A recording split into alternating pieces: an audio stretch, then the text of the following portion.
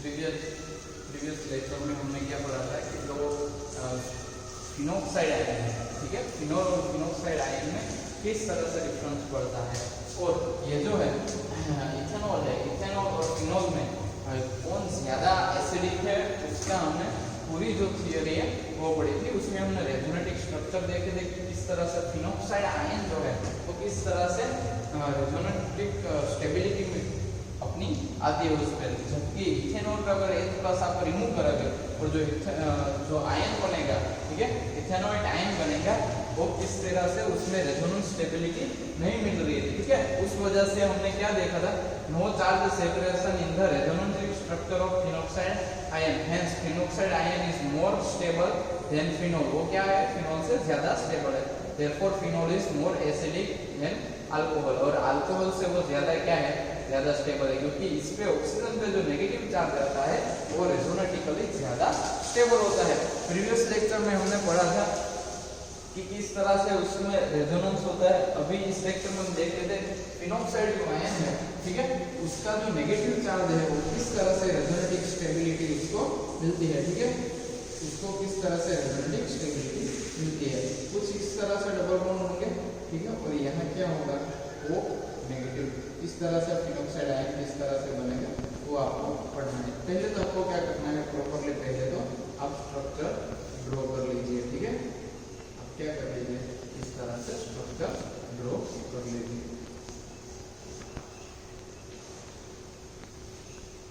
ठीक है, ये हो गया।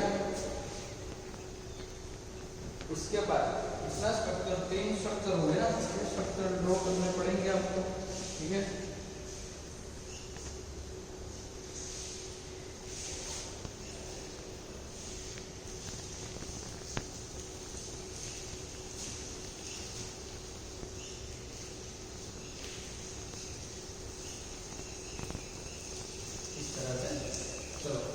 रेजोनेंस करवाते हैं, ये यहाँ आएगा, ठीक है, ये डबल बॉन्ड यहाँ आएगा, और ये ठीक है, यहाँ पे क्या देगा, नेगेटिव चार्ज, ठीक है, ये दोनों बॉन्ड एक जगह जुड़ेंगे, ठीक है, यहाँ पे क्या आएगा, न्यू बॉन्ड बनेगा, ठीक है, यहाँ पे क्या रहेगा, नेगेटिव चार्ज है वो चला जाएगा। इसके बाद क्या हो गया, दो बॉन्ड पे और एक नेगेटिव चार्ज है, अभी क्या बचा, दो नेगेटिव चार्ज, तो यहाँ पे क्या आ जाएगा, यहाँ पे आएगा 5 बॉन्ड के इलेक्ट्रॉन, या इस तरह से समझो, ये जो बीच वाला कार्बन है, इस कार्बन की 4 वैलेंसी होती है, कितनी होती है, 4 वैलेंसी होती है। 4 वैलेंसी में से आपको ढूंढना है सिग्मा बॉन्ड कितने हैं, पाई बॉन्ड कितने हैं। देखो ये सिग्मा बॉन्ड ऑक्सीजन के साथ सिग्मा बॉन्ड, कार्बन के साथ एक सिग्मा बॉन्ड, यानी 3 सिग्मा बॉन्ड एंड एक पाई बॉन्ड कार्बन के साथ इस कार्बन ने बनाया है, ठीक है। अभी मान लो कोई एक बॉन्ड ज्यादा बन रहा है, यानी कार्बन की एक वैलेंसी बढ़ रही है, 4 से 5 हो रही है, लेकिन कार्बन से वैलेंसी तो कितनी होगी, 4 ही होगी ना, तो फिर कार्बन क्या करेगा, उसका जो एक वीक बॉन्ड है, उसको ब्रेक कर देगा, यानी ये जो 3 बॉन्ड है उसमें से अगर नई वैलेंसी बनती है तो वीक बॉन्ड पाई बॉन्ड होगा, इस वजह से पाई बॉन्ड ब्रेक होता है, और ब्रेक हुए दोनों इलेक्ट्रॉन है वो आगे बढ़ते हैं, और इस पॉसिबिलिटी को कहते हैं रेजोनेंस। रेजोनेंस की कंडीशन में हमने देखा था, क्या देखा था, ऐसा कुछ देखा था कि अगर नेगेटिव चार्ज सिंगल बॉन्ड और डबल बॉन्ड है तो इस तरह से रेजोनेंस हो सकता है। तो देखो ऐसा ही कुछ यहाँ हुआ है, ठीक है, ऐसा ही कुछ यहाँ हुआ है, देखो negative charge single bond double bond, जहाँ सिंगल बॉन्ड था वहाँ डबल बॉन्ड हुए, ठीक है, यहाँ डबल बॉन्ड हुए, और जहाँ नेगेटिव चार्ज था वहाँ से एक छोड़ के दूसरे कार्बन पे नेगेटिव चार्ज है, यानी ये छोड़ के यहाँ पे नेगेटिव चार्ज जाएगा, ठीक है। तो इस तरह का स्ट्रक्चर बनेगा, ठीक है, इस तरह का स्ट्रक्चर बनेगा। अभी क्या होगा, ये नेगेटिव चार्ज यहाँ पे आएगा, तो ये जो बॉन्ड के 2 इलेक्ट्रॉन है वो घूम के कहाँ आएंगे, यहाँ इसके पास आएंगे, ठीक है। तो किस तरह से होगा, देखो यहाँ पे एक डबल बॉन्ड बनेगा, यहाँ पे बनेगा, यहाँ भी बनेगा, इसके पास अब 2 ही लोन पेयर रहेगी, ठीक है, और यहाँ आ जाएगा नेगेटिव चार्ज, ठीक है। उसके बाद क्या होगा, ये नेगेटिव चार्ज यहाँ आएगा, ये घूम के ये पाई बॉन्ड बनाएगा, ये घूम के नेगेटिव चार्ज बनाएगा, यानी ये बॉन्ड यहाँ आ गया, ये बॉन्ड यहाँ आया, और यहाँ क्या आ जाएगा, नेगेटिव चार्ज, यहाँ डबल बॉन्ड तो थे ही, ठीक है। अभी इसके बाद क्या होगा, ये जो नेगेटिव चार्ज है वो घूम के यहाँ आएगा, और ये ऑक्सीजन यहाँ आएगा, ये ऑक्सीजन यहाँ यानी ये यहाँ बॉन्ड एक यहाँ बॉन्ड और ये घूम के यहाँ आ गया, ठीक है। ये वाला स्ट्रक्चर मिला, लास्ट जो स्ट्रक्चर है, ठीक है, 5 स्ट्रक्चर बना है, सॉरी 6 नहीं, ठीक है, 5 स्ट्रक्चर बनाया है।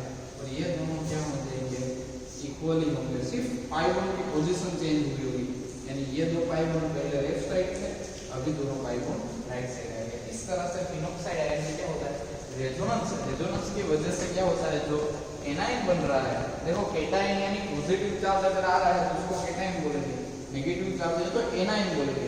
तो ये एनायन है वो कितने स्ट्रक्चर यानी सभी कार्बन पे थोड़ा थोड़ा डिवाइड हो जाता है, इस वजह से नेगेटिव चार्ज है फिनोक्साइड का, वो कंपैरिजन ज्यादा स्टेबल रहता है कंपैरिजन टू CH3 CH2OH, क्योंकि उसमें क्या होगा CH3 CH2OH, अगर ये बॉन्ड ब्रेक होता है, ठीक है, अगर वो बॉन्ड ब्रेक होता है तो इस तरह से कुछ बनेगा CH3 CH2 and O negative. अभी ये O नेगेटिव इस जो ये बना, ये वो स्ट्रक्चर बना, इसके बाद देखो कितने सारे स्ट्रक्चर में इसको स्टेबिलिटी मिली, इसका तो रेजोनेंस ही नहीं हो सकता, क्योंकि अगर कंजुगेशन और कुछ नहीं है, इस वजह से इसके कंपैरिजन में फिनोल की कंपैरिजन में, सॉरी अल्कोहल की कंपैरिजन में फिनोल की स्टेबिलिटी क्या होगी, ज्यादा होगी, फिनोक्साइड आयन की क्या होगी, स्टेबिलिटी ज्यादा होगी, ठीक है। तो इसकी क्या होगी, सॉरी स्टेबिलिटी, इंटरमीडिएट की स्टेबिलिटी भी ज्यादा होगी, एसिडिक भी ज्यादा होंगे कंपैरिजन टू इसका, ठीक है। चलो यहाँ तक हमने प्रीवियस लेक्चर में देखा था, ये थोड़ा बाकी था जो फिनोक्साइड आयन के रेजोनेंस स्ट्रक्चर थे तो वो अभी के लिए आपने सीख रहे होंगे अच्छे से, ठीक है। चलो आगे नेक्स्ट थ्योरी की ओर बढ़ते हैं। नेक्स्ट थ्योरी में क्या है वो देखते हैं, ठीक है। और एक बात याद रखो, अगर सिंगल बॉन्ड वाला कार्बन है तो वहाँ sp3 हाइब्रिडाइजेशन होगा, ठीक है। अगर डबल बॉन्ड वाला कार्बन है तो sp2 होगा, और अगर ट्रिपल बॉन्ड वाला कार्बन है तो फिर sp होगा, उसका हाइब्रिडाइजेशन क्या होगा, sp हाइब्रिडाइजेशन होगा। जनरली इसी तरह से होता है, ये याद रखना, कंपैरिजन से याद रखना, ठीक है। अगर कार्बन कार्बन सिंगल बॉन्ड है तो sp3, अगर डबल बॉन्ड है तो sp2, और अगर ट्रिपल बॉन्ड है तो फिर sp हाइब्रिडाइजेशन इसका आएगा। क्लियर हुआ इतना?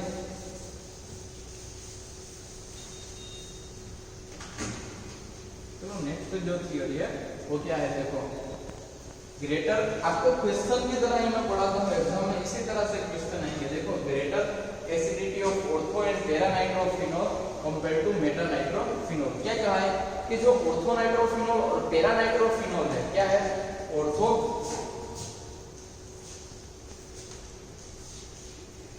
एंड और कौन सा दिया गया है, देखो ऑर्थो एंड पैरा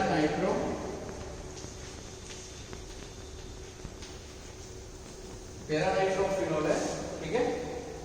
वो क्या है, ग्रेटर एसिडिटी, ठीक है, कंपेयर टू मेटा नाइट्रोफिनोल, ठीक है। वो क्या है, मेटा नाइट्रोफिनोल से क्या है, ज्यादा क्या है, वो स्टेबल, सॉरी मोर एसिडिक है, कौन, ऑर्थो और para nitrophenol compare to meta nitrophenol. अभी आपको प्रूफ करना है कि ऑर्थो एंड पैरा पोजीशन पे जो नाइट्रो ग्रुप लगेगा फिनोल के तो ज्यादा एसिडिक बनेगा, कौन सा, फिनोल का hydrogen, comparison to ortho meta nitrophenol. अगर आप ग्रुप मेटा पोजीशन पे अगर इसको नाइट्रो को लगाओगे तो उससे कोई इफेक्ट इतना नहीं आएगा, ठीक है। तो इसी हिसाब से आपको देखना है। और इसके बाद इससे भी कम किसकी एसिडिटी होती है, इससे कम एसिडिटी होती है फिनोल की, ठीक है। इससे कम किसकी होती है, फिनोल की। आई थिंक ये ऑर्डर लिखा हुआ होगा, देखो यहाँ पे पैरा पे हाईएस्ट, फिर ऑर्थो पे, फिर मेटा पे और फिर फिनोल पे, ठीक है। कंपैरिजन तो फिर बाद में समझेंगे, अभी थ्योरी समझो। ऐसा क्यों, इसका रीजन बताता हूँ। इसको समझने से पहले आपको क्या थ्योरी पता होनी चाहिए। आपको जो 3 मैं हर लेक्चर में, हर ठीक है, कि अगर आपको केमिस्ट्री अच्छे से पढ़ना है तो 3 थियरी आपको कोई तो भी जगह और कुछ लाभ पानी चाहिए। वो 3 है, वो तीनों की तीनों इफेक्ट है।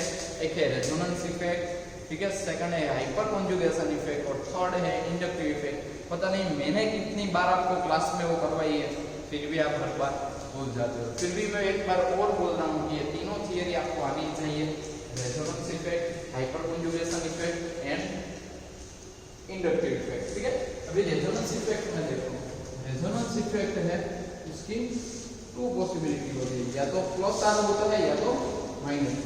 प्लस आर और माइनस आर का मतलब क्या होगा, देखो वो मैं समझाता हूँ आपको। प्लस आर माइनस आर का मतलब क्या होगा, अगर आपकी रिंग के साथ कोई लोन पेयर वाला एटम डायरेक्टली ज्वाइंट है, क्या है, डायरेक्टली ज्वाइंट है, तो फिर वो प्लस आर होगी। प्लस आर का मतलब अभी हम समझते हैं, OMe हो गया, ठीक है, फिर NH2 हो गया, NMe2 हो गया, ठीक है, फिर हेलोजन हो गया,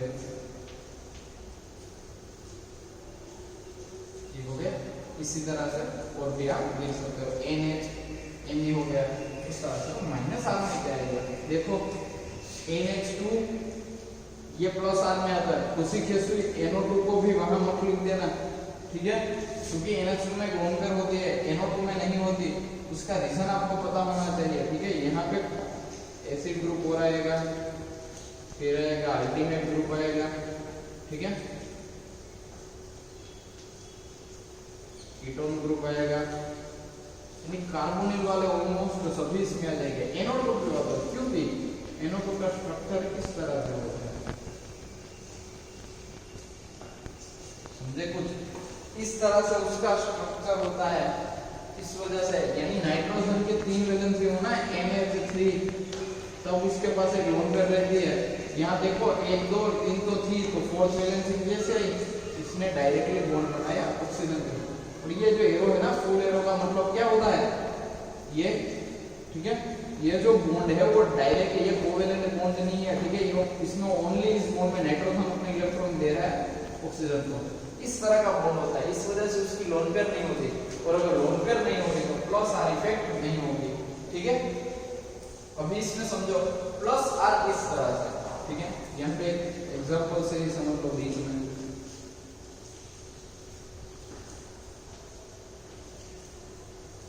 यहाँ पर H लगा लो, इसके प्लस क्या है, 2 लोन पेयर है। इसकी अभी कितनी पाई इलेक्ट्रॉन डेंसिटी है, 6 पाई है ना, यानी 1 2 एक बॉन्ड में 2 2 4 एंड 6 पाई इलेक्ट्रॉन डेंसिटी है। उसके पास कितनी है, 6 पाई इलेक्ट्रॉन डेंसिटी है रिंग के पास।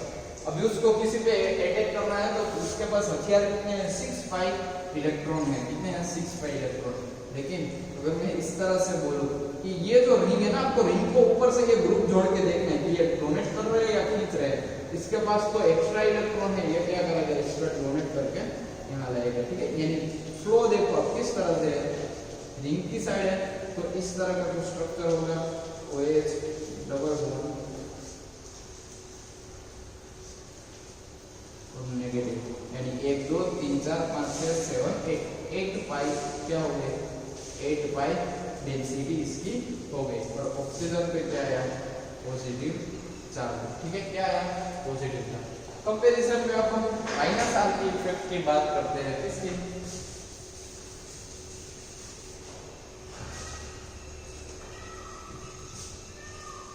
रिंग तो वही रहेगी,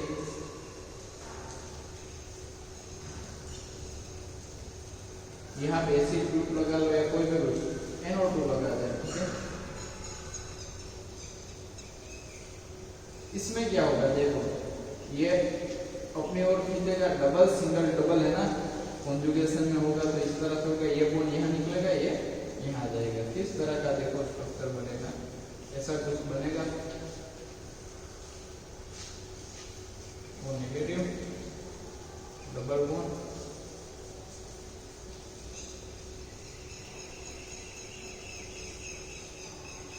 ठीक है, इस तरह से होगा। यानी देखो फ्लो किस साइड है, रिंग का भी इलेक्ट्रॉन देने के बजाय खींच रहा है ऊपर की ओर, तो ऐसे ग्रुप को बोलते हैं इलेक्ट्रॉन डोनेटिंग ग्रुप ऐसे ग्रुप को बोलते हैं इलेक्ट्रॉन विड्रॉइंग ग्रुप। ये क्या करते हैं? इलेक्ट्रॉन विड्रॉ करते हैं। ये क्या करते हैं? इलेक्ट्रॉन डोनेट करते हैं। ये थ्योरी एग्जाम में नहीं मिलती, लेकिन आपको पता होनी चाहिए। ये इलेक्ट्रॉन डोनेटिंग ग्रुप है, ये इलेक्ट्रॉन विड्रॉइंग ग्रुप है। ये क्या करेंगे? ग्रुप में से इलेक्ट्रॉन खींचेंगे। यानी अभी आपको इस रिंग को कहीं अटैक करवाना हो तो ये एज ए न्यूक्लियोफाइल बिहेव नहीं कर सकता। न्यूक्लियोफाइल मींस इलेक्ट्रॉन को डोनेट करना। सारे के सारे इसी तरह से करेंगे, क्योंकि नाइट्रोजन की जगह कार्बन सूत्र हो तो इस तरह से ही होगा। उसमें सब में इस तरह से पॉजिटिव चार्ज आएगा, और इसमें यहाँ कहाँ आएगा? Negative charge. ये नेगेटिव चार्ज अभी रेजोनेंस में देखो, एक छोड़ के यहाँ आएगा, एक छोड़ के यहाँ आएगा। यानी ये कौन कौन सी पोजीशन है? Ortho, Meta, para, Meta, ortho. और नेगेटिव चार्ज कहाँ आएगा? पैरा पे आएगा, ऑर्थो पे आएगा, ऑर्थो पे। देखो एक छोड़ के यहाँ, एक छोड़ के यहाँ। किसी वजह से ऑर्थो एंड पैरा पे देखो वहाँ क्या होगा? Greater acidity of ortho and para nitrophenol compare to meta nitrophenol. अगर यहाँ हम NO2 ग्रुप जोड़ेंगे, ठीक है, तो क्या होगा? ये जो नेगेटिव चार्ज आ रहा है ना, वो एक और स्ट्रक्चर में जाएगा। समझे आप? थ्योरी में पता चल जाएगा। अभी के लिए ये आना चाहिए कि प्लस आर और माइनस आर क्या है, ठीक है? Donating group, electron withdrawing group.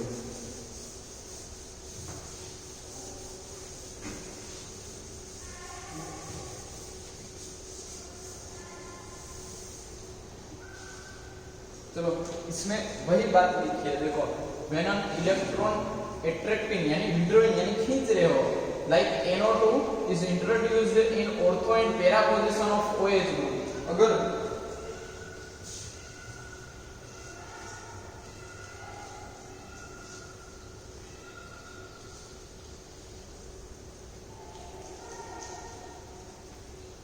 ये OH ग्रुप है, ये उसकी दो ऑर्थो हो गई, ये दो मेटा हो गई, और ये पैरा पोजीशन है, ठीक है? आपको अगर ऑर्थो पैरा मेटा में कंफ्यूज हो रहा है तो श्रवण मत चल रहा है, ये वर्ड याद रखना, ओम, ठीक है? क्या? ओम। यानी जो मेन ग्रुप, अभी याद रखो, अगर बेंजीन है, नॉर्मल बेंजीन है तो 6 के 6 कार्बन एक जैसे ही होंगे, ठीक है? 6 के 6 कार्बन एक जैसे ही होंगे। लेकिन जब भी कोई सब्स्टिट्यूशन होता है, यानी कोई ग्रुप जब लिंक को इंट्रोड्यूस होता है, ठीक है, जब भी वो ग्रुप को इंट्रोड्यूस होता है उसके बाद हर एक कार्बन एक जैसे नहीं रहते, फिर उसकी अलग अलग पोजीशन होंगी। फिर आपको क्या करना है? जो भी ग्रुप है, ठीक है, जहां ग्रुप वेटेज है उसके पास वाले जो दो कार्बन है, जिस कार्बन पे वेटेज हो, फिर वो चाहे ऊपर हो या साइड में हो या नीचे हो, कोई भी साइड से जहां भी वेटेज हो, उसके पास वाले दो कार्बन है वो ओम के साइड जाना है, पहले ऑर्थो फिर मेटा एंड एक बचा उसको पैरा बोल देना, ठीक है? वरना क्या होगा? आप कंफ्यूज होंगे कि पहले मेटा है या पैरा है या ऑर्थो, यानी ओम याद रखना है। पहले ग्रुप के पास जो दो कार्बन है ऑर्थो, उसके बाद दो मेटा एंड लास्ट में पैरा, ठीक है? तो इस तरह से। तो क्या कहा? Greater acidity. अभी किसकी बोल रहे हैं पता है? अगर पैरा पे और ऑर्थो पे अगर NO2 ग्रुप है तो बोल रहे हैं कि उसकी एसिडिटी ज्यादा होगी कंपेयर टू मेटा, क्योंकि मेटा में NO2 ग्रुप नेगेटिव चार्ज हमने देखा ना, ऑर्थो पैरा और ऑर्थो पे मेटा को छोड़ते चला जा रहा था। इस वजह से क्या होगा? वो नेगेटिव चार्ज जो ग्रुप है, ये ग्रुप क्या करेंगे? इलेक्ट्रॉन खींचेंगे। इट मींस कि जब भी ये H+ रिमूव होगा तो फिर जो एनायन जनरेट होगा, H+ रिमूव होने के बाद H+ रिमूव होने के बाद ये चला गया, उसके बाद जो O नेगेटिव बनता है उसकी स्टेबिलिटी किसमें ज्यादा होगी? O नेगेटिव मींस क्या है? एक्स्ट्रा इलेक्ट्रॉन है, और आप ग्रुप कौन सा जोड़ रहे हो? Electron withdrawing group. यानी जो अगर आपके पास नेगेटिव चार्ज आ रहा है तो ऐसा ग्रुप जोड़ दीजिए जो इलेक्ट्रॉन खींच ले। अगर इलेक्ट्रॉन खींच लेगा तो कंपाउंड स्टेबल होगा। उससे ऑपोजिट अगर नेगेटिव चार्ज जनरेट हो रहा है और अभी आप इलेक्ट्रॉन रिलीजिंग ग्रुप अटैच करोगे तो क्या होगा? इलेक्ट्रॉन डेंसिटी ओवरऑल क्या होगी? वो उससे ज्यादा हो जाएगी, इस वजह से वो अनस्टेबल हो जाएंगे। यानी ऑपोजिट करना चाहिए। अगर इलेक्ट्रॉन नेगेटिव चार्ज मिल रहा है तो विड्रॉइंग ग्रुप रखने से वो स्टेबल बनेगा, ठीक है? वरना तो इलेक्ट्रॉन ज्यादा है अभी और इलेक्ट्रॉन आप दे रहे हो तो अनस्टेबल हो जाएगा, ठीक है? न्यूट्रल साइड जाने की कोशिश करते हैं, ठीक है? अभी देखो, अगर उसमें लिखा है इलेक्ट्रॉन अट्रैक्टिंग या तो withdrawing group like NO2 is introduced in ortho and para position to OH, यानी ये जो OH है अगर इस तरह से सोचो, मेन ग्रुप यहाँ है तो दो ऑर्थो, दो मेटा एंड एक पैरा। अभी पैरा का एग्जांपल यहाँ दिया है, ठीक है? तो वही बात की है, Group like this NO2 is introduced in ortho and para position to OH group in phenol. Acidity of phenol is increased. पहले तो फिनोल था, अगर आप उसमें NO2 ऑर्थो और पैरा पे अगर आप लगा देते हो तो एसिडिटी क्या हो जाएगी, H+ फास्ट रिमूव होगा. तो due to participation of NO2 group in resonance stabilisation of anion, ये जो रेजोनेंस हो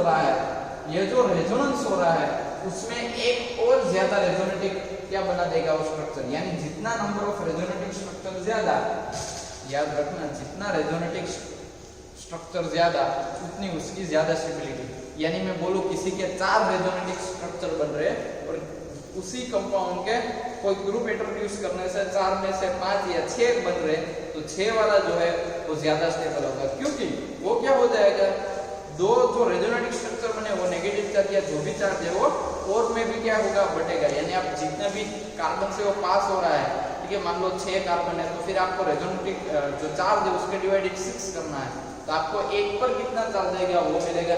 अभी जितने लोग पार्टिसिपेंट ज्यादा उतने परसेंटेज कम आएंगे और जितना परसेंटेज कम यानी उसकी स्टेबिलिटी यानी अनस्टेबिलिटी क्या हो जाएगी, कम हो जाएगी. ठीक है, वो स्टेबिलिटी बढ़ेगा. अरे कहने का मतलब फ्रेंड को बोलते हैं ना कि जब अकेला जाऊंगा तो ज्यादा मार्क्स दूंगा, तू भी साथ में दोनों आधी आधी खाएंगे, वही बात हो गई. अगर ज्यादा है तो फिर समझ रहे हो बात को, समझ रहे हो, यानी जितने ज्यादा उतनी क्या हो जाएगी कि कम पड़ेगी, हार कम पड़ेगी, दोनों में बढ़ जाएगी. उसी तरह नेगेटिव चार्ज में क्या होगा, अगर किसी अकेले पे रह गया, एक ही एटम पे रह गया तो फिर उसको रेजोनेटिक स्टेबिलिटी नहीं मिलेगी. जिससे इससे पहले हमने फिनोक्साइड आयन और इथोक्साइड आयन जो बन रहा था उसमें देखा इथोक्साइड का नेगेटिव चार्ज रेजोनेंस नहीं कर पा रहा था, उस वजह से वो इंटरमीडिएट स्टेबल नहीं था.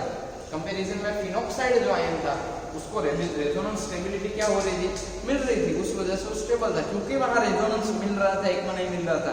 यहाँ तो फिनोल में भी रेजोनेंस होता है और अगर आप ये ग्रुप इंट्रोड्यूस करते हो तो उसमें भी होता है, लेकिन फिनोल की वजह से आपको 5 स्ट्रक्चर मिलेंगे.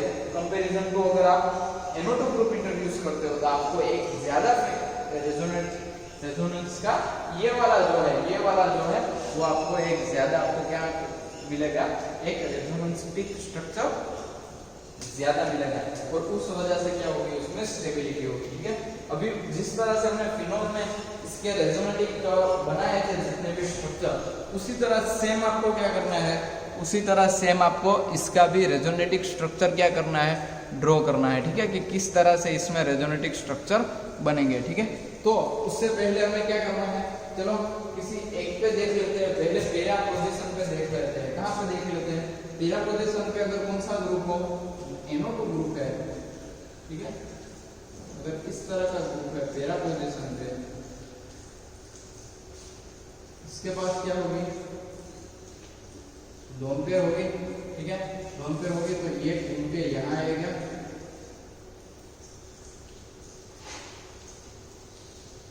ये घूम के यहाँ, इस तरह से रेजोनेंस होगा. अगर H+ रिमूव हो गया, ठीक है, H+ रिमूव हो गया तो क्या होगा, उसकी बात कर रहा हूँ. ऑक्साइड जो आप लेगा फिनोक्साइड तो वो नेगेटिव चार्ज, अभी मान लो कि नहीं, अभी रिमूव नहीं करना, आपको एक साथ में रखना है, तो फिर आपको प्लस लिखना पड़ेगा. ठीक है, ये तो दोनों ऐसे ही रहेंगे, ये भी इस तरह से ही रहेगा. ठीक है, तो फिर क्या होगा, यहाँ पे क्या आएगा, नेगेटिव चार्ज और यहाँ पे पॉजिटिव चार्ज. ये पता होना चाहिए, पॉजिटिव चार्ज. ठीक है, अभी ये यहाँ आएगा, ये यहाँ पे जाएगा.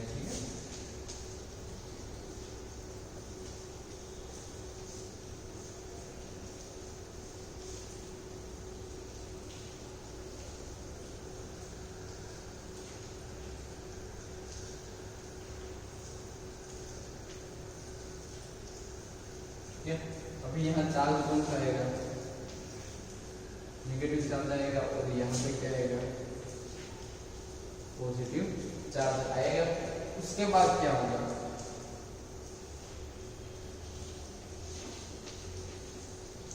ठीक है, यहाँ एक और रेजोनेटिक स्ट्रक्चर बनता है, लेकिन वो मैं आपको नीचे के साइड समझाऊंगा. ठीक है,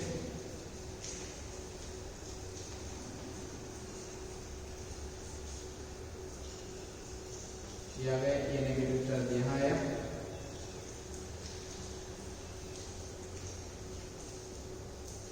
क्या यहाँ क्या आएगा, पॉजिटिव आएगा। और उसके बाद क्या होगा,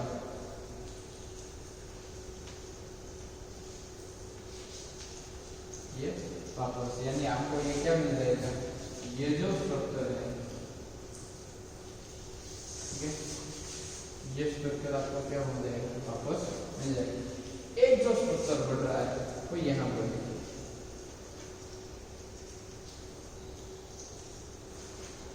ठीक है। इस तरह से ये देखो डबल सिंगल नेगेटिव चार्ज, इस तरह की पॉसिबिलिटी है, इस तरह से बनेगा जो एक और स्ट्रक्चर है,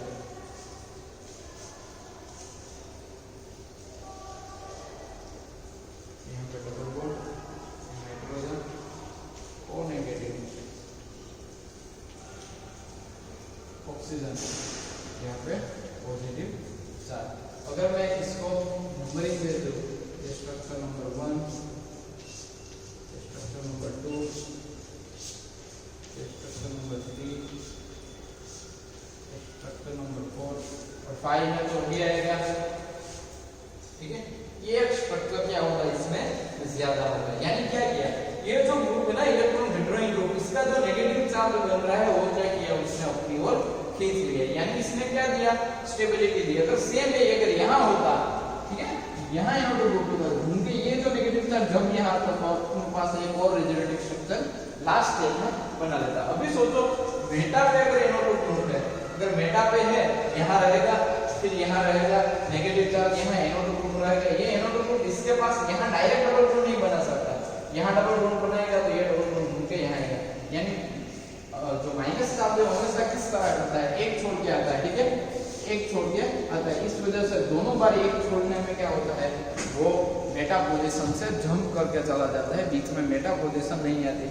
अगर जिस कार्बन के साथ नाइट्रोजन, NO2 ग्रुप वाला नाइट्रोजन जिस कार्बन के साथ अटैच है, अगर उस कार्बन के पास चार्ज आता है तो अपनी ओर खींच सकता है, लेकिन मेटा पोजीशन पे तो चार्ज ही नहीं आता ड्यूरिंग रेजोनेंस, तो उस वजह से नाइट्रोजन अपनी ओर वो खींच नहीं पाता, और उस वजह से उसकी रेजोनेंस जो स्टेबिलिटी है मेटा नाइट्रोफिनोल, वो कंपैरिजन में स्टेबिलिटी वो उतनी नहीं दे पाता जितनी ऑर्थो और पैरा नाइट्रोफिनोल दे पाते हैं। जिस तरह से ये पैरा है उसी तरह से अगर यहाँ ऑर्थो है तो दोनों दे पाएंगे, लेकिन मेटा पे नहीं दे पाएंगे। तो यही थियरी आपको प्रूफ करनी है, यानी लिखनी है, जो हमने पढ़ा, जो हमने बोर्ड में ड्रॉ किया वही लिखनी है, और ये जो स्ट्रक्चर है वही यही ड्रॉ किया गया है, ठीक है, सेम ही है,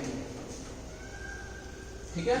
When an electron withdrawing group like NO2 is introduced in ortho and para position to OH group की कंपैरिजन में phenol, acidity of phenol is increase, normal acid phenol से इसकी एसिडिटी क्या होगी, बढ़ेगी अगर विड्रॉइंग ग्रुप आएगा, ड्यू टू पार्टिसिपेट पार्ट लेगा NO2 group and resonance stabilisation of ion, जो एनायन जनरेट हो रहा है उसको रेजोनेंस, इस तरह से रेजोनेंस स्टेबिलिटी दे रहा है। उसमें लिखा है the structure 3 is specially more important because the electronic effect can transmitted over NO2 group as shown below, क्योंकि ये जो नेगेटिव चार्ज है ये 3 नंबर का मोर इम्पोर्टेंट है, क्योंकि ये जो नेगेटिव चार्ज बन रहा है वो क्या कर रहा है, अपने जो नेगेटिव चार्ज है वो कहां से, रिंग से लेकर सीधा NO2 ग्रुप में दे रहा है, रिंग को क्या दे रहा है, स्टेबिलिटी दे रहा है, ठीक है, इनको क्या दे रहा है, स्टेबिलिटी, उस वजह से वो क्या है, मोर इम्पोर्टेंट है।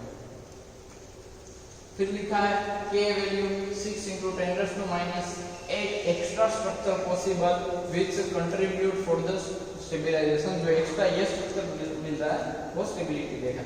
अभी pK वैल्यू देखो 7.2 and pK of phenol value 10 है, फिनोल की 10 है, जबकि इसकी कितनी मिल रही है, पैरा और ऑर्थोनाइट्रोफिनोल की मिल रही है 7.2, यानी pK वैल्यू कम हुई। और हमने एक सेंटेंस में पढ़ा था कि pK वैल्यू जितनी ज्यादा उतनी एसिडिटी कम, pK वैल्यू जितनी कंपैरिजन में कम उतनी एसिडिटी ज्यादा, यानी जिसकी pK वैल्यू ज्यादा होगी और जिसकी कम होगी, जिसकी कम है वो मोर एसिडिक है, जिसकी ज्यादा है यानी फिनोल की ज्यादा है तो वो एसिडिक लेस होगा कंपैरिजन टू किसकी कंपैरिजन में, जब भी हम इंट्रोड्यूस करेंगे NO2 group. Similarly effect is possible in ortho nitrophenol but not in मेट्रा nitrophenol. ठीक है, यहाँ हमने देखा ना, यहाँ से देखो इस तरह से हो सकता है।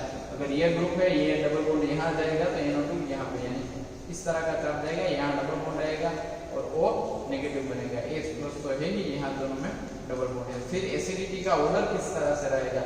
एसिडिटी ऑर्डर रहेगा पैरा नाइट्रोफिनॉल सबसे हाईएस्ट रहेगा, पैरा पे जो है वो ड्यू टू, अभी देखना आपको पैरा और तो आपको क्वेश्चन होना चाहिए ना कि पैरा और ऑर्थो तो दोनों सेम ही है।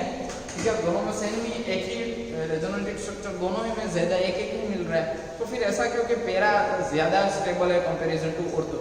उसका रीजन है स्टेरिक हिंड्रेंस। देखो यहाँ NO2 ग्रुप है और उसके नजदीक में ही ऐसा कुछ ग्रुप है NO2 ग्रुप, अगर आप इस तरह से लगाओगे तो ये देखो इन दोनों के बीच का जो रिपल्सन है ना, ऑक्सीजन के पास लोन पेयर होगी, दोनों ऑक्सीजन के पास क्या है, इसके पास लोन पेयर है, यहाँ लोन पेयर भी है और अभी नेगेटिव चार्ज भी आ रहा है, इस वजह से इन दोनों के बीच में क्या होगा, रिपल्सन होगा। तो इस वजह से पैरा नाइट्रोफिनॉल है ज्यादा स्टेबल है, फिर ऑर्थो नाइट्रोफिनॉल आएगा नीचे की ओर।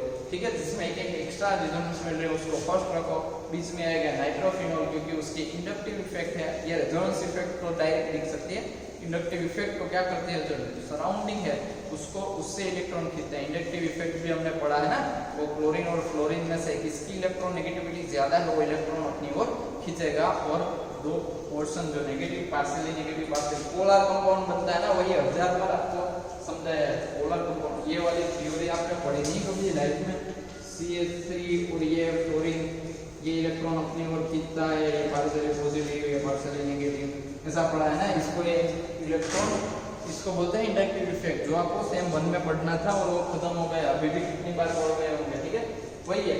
फिर नाइट्रोफिनॉल आएगा और लास्ट में आएगा फिनॉल। जो फिनॉल है वो कब आएगा, लास्ट में, यानी ऑर्थो नाइट्रो और पैरा हो, एक बात तो फिक्स है, अगर रिंग में नॉर्मल फिनॉल है उसकी एसिडिटी कंपैरिजन कम ही होगी अगर आप इंट्रोड्यूस कोई भी पोजीशन ऊपर NO2 करते हैं। फिर पोजीशन की कंपैरिजन करनी है कि ऑर्थो, मेटा और पैरा, तो पैरा सबसे नीचे की साइड रहता है और एक ज्यादा रेजोनेटिव स्ट्रक्चर देता है, तो फिर उसकी हाईएस्ट एसिडिटी उसके कंपैरिजन में फिर ऑर्थो आएगा, उसके बाद मेटा आएगा और फिर आएगा फिनॉल। तो ये कंपैरिजन ऑर्डर आपको पता होना चाहिए अगर थ्योरी में इस तरह से पूछा जाए आपको। ठीक है, in greater acidity of ortho and discuss greater acidity of ortho and para nitrophenol compared to meta nitrophenol। तो फिर आपको बोलना है कि क्यों मेटा में कम है कंपैरिजन टू ऑर्थो पैरा में, क्योंकि वहां डबल बॉन्ड वाला चार्ज नेगेटिव चार्ज नहीं आता। ठीक है, वहां से जम करके चला जाता है, और फिनॉल में तो नॉर्मल जो मिल रहे हैं, लेकिन इन सब में एक क्या मिल रहा है, रेजोनेटिव स्ट्रक्चर ज्यादा मिल रहा है। ठीक है, तो ये थियरी हो गई। देखो second theory, methylamine is more basic than aniline. अभी किसकी कंपैरिजन की है, अभी की है एसाइक्लिक और साइक्लिक की कंपैरिजन की है। RCH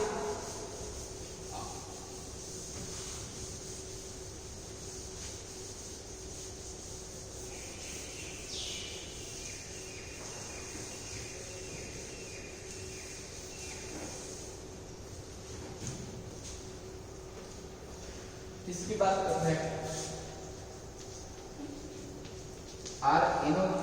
NH2 की बात कर रहे हैं। उसमें कहा गया है, इसमें कहा है, इस अध्याय में, महाभारत के इस अध्याय में कहा है कि R इज इक्वल टू, ठीक है, अगर R is equal to CH3 NH2 है, वो मोर क्या है, बेसिक है कंपैरिजन टू AR NH2 या कहो एनिलीन, AR यानी एरोमेटिक। ठीक है, अभी ऐसा क्यों इसकी मोर बेसिसिटी है और इसकी लेस है, वही तो थियरी है, वही तो आंसर आपको लिखना है। एग्जाम में इस तरह से पूछा गया, क्योंकि मिथाइलमाइन है, इसको क्या बोलते हैं, मिथाइलमाइन, क्या बोलते हैं इसको,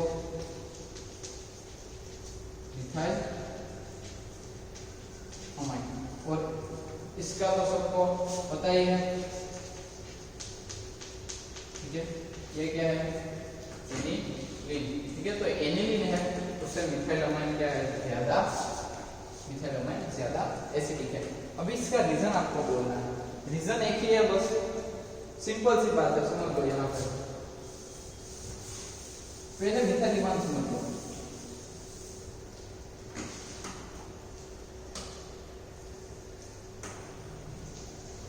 देखो शॉर्ट में मैं बोलूँ ना तो इसका यही मतलब होगा,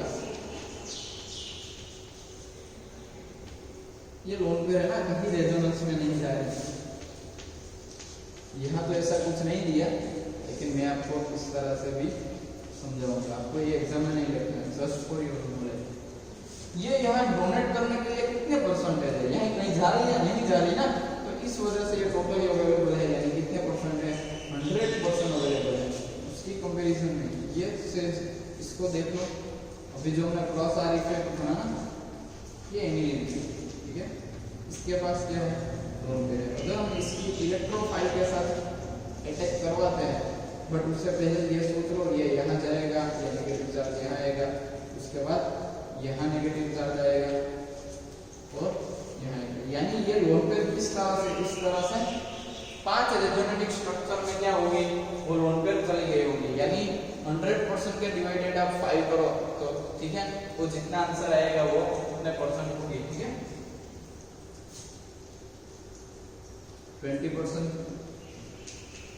ठीक है, 20% वो नाइट्रोजन का अवेलेबल होगी, बाकी सब में थोड़ी थोड़ी डिवाइड होगी, अप्रोक्स बोल रहा हूँ, ठीक है। तो जिस तरह से एसिडिक किसे बोलते हैं कि H+ कितने फास्ट रिमूव करता है, उसको एसिडिक बोलते हैं कंपैरिजन में, यानी H+ 3 लोग H+ रिलीज करते हैं, लेकिन फास्ट रिलीज कौन कहते हैं, उसको मोर एसिडिक कहते हैं। उसी तरह बेस में लोन पेयर जो डोनेट करता है उसको बेस करते हैं, लेकिन कंपैरिजन में फास्ट लोन पेयर कौन डोनेट करता है, उसको मोर बेसिक कहते हैं। यानी CH3NH2 में जो लोन पेयर है नाइट्रोजन की, वो टोटली उसके ऊपर ही होगी 100%, इस वजह से वो मोर बेसिक रहेगी कंपैरिजन टू एलिलेन में, उसको रेजोनेटिव स्टेबिलिटी मिल जाएगी, इस वजह से ये क्या होगी, ज्यादा स्टेबल होगी, ठीक है। Methylamine is more basic than aniline, तो ये ही रीजन है इसका। इसमें क्या लिखा है देखो, in methylamine the lone pair of electron is localised on nitrogen. अभी देखो लोकलाइज्ड और डीलोकलाइज्ड का मतलब क्या होता है, ये लोन पेयर लोकलाइज्ड है, ये लोन पेयर डीलोकलाइज्ड है। लोकलाइज्ड मींस लॉक है, क्या है, लॉक है, यानी यहाँ से हिल नहीं सकती, कहीं रेजोनेंस में नहीं जाती। अगर कोई लोन पेयर रेजोनेंस में पार्ट नहीं ले रही तो उसको लोकलाइज्ड इलेक्ट्रॉन बोलते हैं, लोन पेयर बोलते हैं। और अगर रेजोनेंस ये कहीं पे मूव हो रही है, ठीक है, रेजोनेंस कर रही है, तो फिर उसको डीलोकलाइज्ड लोन पेयर बोलते हैं। The methylamine, the lone pair of electron is localized on nitrogen and electron donating plus I effect of CH3. CH3 एक और तो क्या कर रहा है, देखो ये डोनेट करने को बेताब है क्योंकि कहीं पार्ट नहीं ले रहा, वो ये CH3 की हमने पढ़ा ना इंडक्टिव इफेक्ट, ये इलेक्ट्रॉन डोनेटिंग का बिहेवियर रखता है, CH3 का रखता है इलेक्ट्रॉन देने की अपनी इच्छा रखता है, ठीक है। तो दो इफेक्ट काम कर रही है, एक तो 100% लोन पेयर अवेलेबल है, ठीक है, और एक CH3 दे रहा है, ठीक है। Also stabilized, hence lone pair of NH2 methylamine is freely available. इस वजह से टोटली फ्रीली 100% फ्रीली और टोटली, तीन में से कोई भी वर्ड कहो, 100% कहो, फ्रीली कहो या टोटली कहो, वो टोटली अवेलेबल क्या रहेगी, डोनेट करने के लिए अवेलेबल रहेगी। और उसकी कितनी वैल्यू है, Kb 3.7, ठीक है, 10⁻10 इतनी है। फिर देखो however in aniline the lone pair of nitrogen is not localised, it means delocalised है, but delocalised and the entire molecule hence not freely available, aniline is resonance stabilised molecule, इस वजह से टोटली अवेलेबल नहीं रहती, इस वजह से इस तरह से उसके रेजोनेटिक स्ट्रक्चर मिलते हैं आपको, ठीक है। और इसी तरह से तीन जगह पे, यहाँ जो हमने लिखा है ना, तीन जगह पे क्या रहेगा, पार्शियली नेगेटिव चार्ज रहेगा, यानी इसकी जो लोन पेयर है वो इस तरह से क्या हुई होगी, डिवाइड होगी, यानी इसकी 3 पॉइंट यहाँ 10⁻10 आएगा, सॉरी, ठीक है, यहाँ कितना है 4 × 3 है, और इंटू 3 × 5 है, यानी Kb वैल्यू जितनी ज्यादा, ठीक है, Kb है यानी बेसिक वैल्यू, ठीक है, तो उस हिसाब से क्या रहेगी, इसकी 10⁻10 है। अब इसका देख लेते हैं,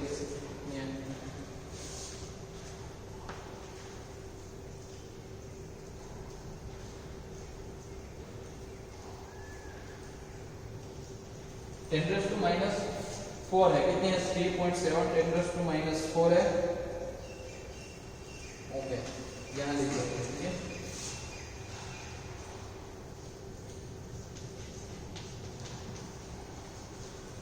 इसकी कितनी है 3.7 इंटू बेसिक वैल्यू कितनी है 10⁻⁻⁴, वहां पे लिख लेना, ठीक है। फिर एरोमेटिक है तो फिनाइल NH2 है तो उसकी कितनी रहेगी 4.3 इंटू 10⁻⁻10, ठीक है। उस हिसाब से इसमें इतनी रहेगी, ठीक है। क्लियर? तो ये उसकी वैल्यू हो गई। तो इसी तरह से क्या हुआ इसमें रेजोनेंट स्टेबिलिटी नहीं मिलती, इसमें मिलती है इसकी लोन पर फ्रीली अवेलेबल रहती है, इसमें नहीं रहती, ठीक है। तो इस वजह से ये मोर बेसिक है कंपैरिजन टू ये, इतना ही लिखना है। फिर एक और लिखा है when protonation of aniline is take place, we get anilinium, ये आयन मिल रहा है, ion which does not exhibit to such resonance, hence there is loss of resonance stabilization, such is not the case with methylamine, therefore methylamine is a strong base than aniline। एक और example दिया है, जब aniline normal condition में रहता है तो ये रेजोनेंस कर सकता है, यानी एनिलीन रेजोनेंस स्टेबलाइज होता है, लेकिन अगर आप उसकी H2O के साथ, ठीक है, H2O के साथ आप रिएक्शन करते हैं तो ये लोन पर हाइड्रोजन पे अटैक कर देगी और NH3+ बनाएगी, NH3+। अभी NH3+ है, अभी लोन पर डोनेट करने को नहीं है, यानी यहाँ रेजोनेंस क्या रह जाएगा, रेजोनेंस नहीं मिलेगा। अगर कोई कंपाउंड जिसको रेजोनेंस स्टेबिलिटी यानी 5 स्ट्रक्चर मिल जाए, उसमें से सिंपल एक ही स्ट्रक्चर रहेगा, ऐसा वो बनने की कभी ट्राई नहीं करेगा, उसको तो जितने ज्यादा स्ट्रक्चर मिले उतना उसके लिए अच्छा है, ठीक है। तो इस वजह से एनिलीन ज्यादा स्टेबल है, एनिलीन जो इसका आयन बन रहा है उससे। और उसी में मिथाइलामाइन को अगर आप देखें तो उसमें वो पॉजिटिव चार्ज बनेगा और पहले भी एक ही था, अभी भी एक ही है, यानी इक्वल रहेगा, तो इस वजह से क्या होगा, वो ज्यादा स्टेबल होगा। और एक ही रीजन दिए तो वो क्या है, ये रेजोनेंस में भाग देती है, टोटली अवेलेबल नहीं रहती, ये टोटली अवेलेबल है, इस वजह से ये मोर बेसिक, ये लेस बेसिक। और वैल्यू से देखो 10⁻⁻10 है, यानी 0.000043 है, और ये कितनी है 0.000037, यानी ये 4 0 के बाद 4 पॉइंट के बाद 4 अंक में आ जाएगा, और ये पॉइंट के बाद 10 के बाद ही आएगा, यानी कितना क्या इसकी बेसिसिटी कम आएगी कंपैरिजन टू मिथाइलामाइन, ठीक है। तो ये मोर बेसिक रहेगा, ठीक है। क्लियर हुआ? एक बार देख लो, ये रेजोनेंस के जो है वो ड्रॉ करने की जरूरत है, देख लो एक बार खुद ट्राई करो ड्रॉ करने की, किस तरह से उसमें रेजोनेंस होता है वो।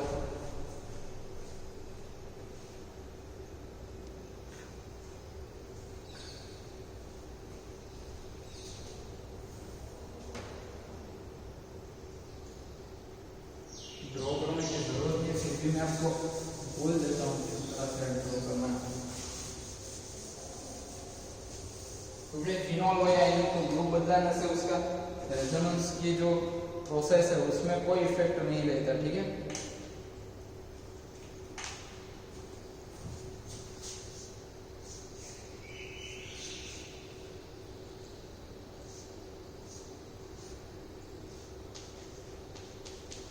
ये NH2 है, इसके पास क्या है,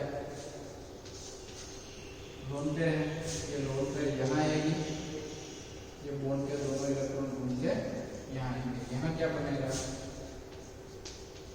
NH2 double bond,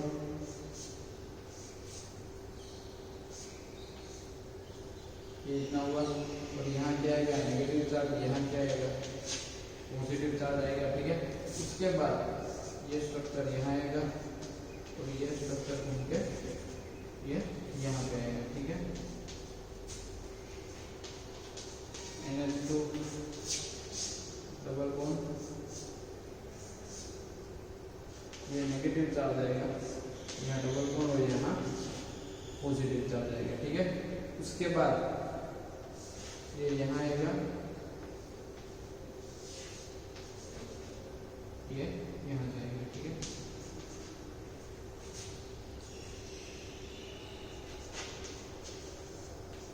positive charge,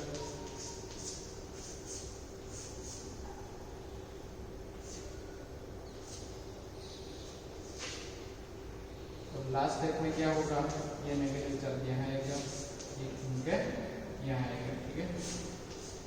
तो किस तरह से बनेगा, जो फर्स्ट वाला स्ट्रक्चर है वही बनेगा, ठीक है। ओनली पाई बॉन्ड की जो पोजीशन है वो क्या हो जाएगी, चेंज हो जाएगी, ठीक है, यानी ये दोनों क्या हो जाएंगे, बाह्य तरफ इक्वल होते हैं। इस तरह से एंगल में क्या होता है, रेजोनेंस होता है। ये प्रॉपर्ली देख लेना। यहाँ बस ये मिथाइलमाइन वाला क्वेश्चन है वो यहाँ पे खत्म हो जाएगा, ठीक है। और टोटली इस तरह से इसमें स्टेबिलाईजेशन, रेजोनेंस स्टेबिलाईजेशन मिलता है, उसमें रेजोनेंस ही नहीं होता, ठीक है। तो बस आज के लिए लेक्चर में बस इतना ही। अच्छे से पढ़ना, एक वीक में एक ही लेक्चर आता है। आप पूरे वीक में एक घंटा एक या 2 घंटे अगर मैक्सिमम पढ़ाई करोगे, ये जो यूनिट है उसकी, तो भी पूरा यूनिट कवर हो जाएगा। लेकिन ये लेक्चर के लिए तो आपको 30 अच्छा से लेक्चर देखो, 30 मिनट में सारा प्रिपेयर हो जाएगा, क्योंकि हम ज़्यादा थ्योरी चलाते नहीं है और डीप में जाके एक पॉइंट निकाल के आपको समझाते हैं। क्योंकि अभी एक ही यूनिट है आपको चलाने को, तो अभी तो पूरा सेमेस्टर स्टार्ट हुआ है, वरना ये तो अभी खत्म हो जाएगा। तो इस वजह से थोड़ा धीरे धीरे चलते हैं, क्योंकि अभी इसका आपको बेनिफिट उठाना है। आपको बेसिक भी साथ में सीखने को मिल रहा है और थियरी भी अच्छे से पढ़ लेनी चाहिए, ठीक है। बस आज के लिए इतना ही लेक्चर में। नेक्स्ट लेक्चर में मिलते हैं, तब तक ऑल द बेस्ट, अच्छे से पढ़ना। जय श्री कृष्ण।